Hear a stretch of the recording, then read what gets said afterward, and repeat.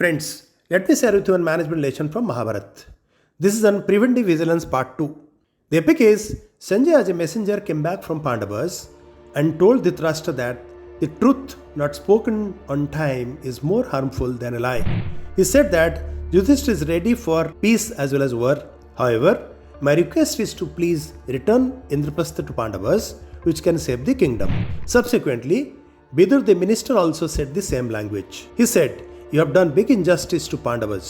Being the king, it is your Dharma to protect the boundary of the kingdom, whereas you divided Hastinapur and created Indraprastha.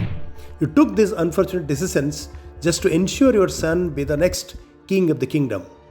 You can go up to any extent just to protect the interest of your son. Neither I nor Hastinapur or you yourself would ever be able to forgive you for such decisions. Incidents like Laksagriha, Draupadi, bastraharan, and Vanvas of 13 years after the game of dice will never forgive you. Hence, pay attention to your country than your son. Do justice. Come back to righteous path." In the mid of the war also, Dritarastra was devastated to know that he has lost most of his children. Bidur cautioned him again not to continue the war and stop it immediately if he wants to see the rest of his sons alive. क्या समाचार लाए हो? क्या कहा युधिष्ठिर ने? महाराज, उन्होंने कहा कि धर्म से उत्तम कोई संपत्ति नहीं और धर्म के पालन में ही संपूर्ण आनंद है। इस यात्रा में मैंने भी सोच विचार किया और उस सोच का परिणाम क्या निकला मित्र संजय? कि देर से बोला जाने वाला सत्य असत्य से अधिक हानिकारक होता है। तो फिर सत्य बोलो संजय, मुझे सत्य सुनना आता है। क्या है तुम्हारा सत्य? आपका कर्म आपके धर्म के मार्ग को काट रहा है। आपने अपनी आत्मा को पुत्र मोह के भाले से घायल कर दिया है। आपकी आत्मा लहूलुहान है स्वामी, उसकी सेवा कीजिए। तुम भी मुझे पर आरोप लगाने लगे? नहीं महाराज, मैं आप पर आरोप नहीं लगा रहा हूँ। ये तो केवल एक विवरण है। यदि इस जन्म में मुझसे नहीं सुनेंगे तो अगले जन्म में आपको इतिहास से यही वक्तव्य बार बार सुनना पड़ेगा। महाराज, हस्तिनापुर के भविष्य को दांव पर मत लगाइए।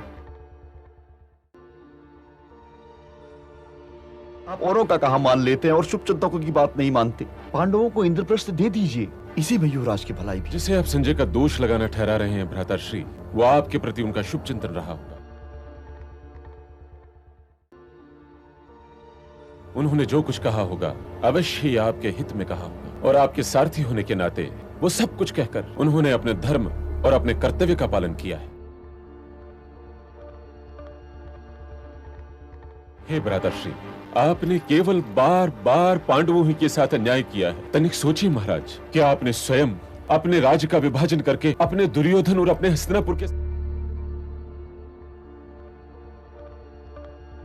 कैसा घोर अन्याय किया है। राजा होने के नाते राज्य की सीमा का आदर करना आपका कर्तव्य था। आपने विभाजन करके राजा की मर्यादा का उल्लंघन किया है महाराज। परंतु युधिष्ठिर चुपचाप इस अन्याय को सह गया, चुपचाप इस अन्याय को सह गया। और आपने ये विभाजन हस्तिनापुर के हितों को ध्यान में रखते हुए नहीं किया, अपने दुर्योधन को ध्यान में रखते हुए ये निर्णय लिया था। आप उसे राजा बनाने के लिए कोई भी मूल्य चुकाने को तैयार है। मैं ये नहीं जानता भ्राताश्री कि हस्तिनापुर आपको इस विभाजन के अपराध के लिए कभी क्षमा कर भी पाएगा या नहीं। और तुम?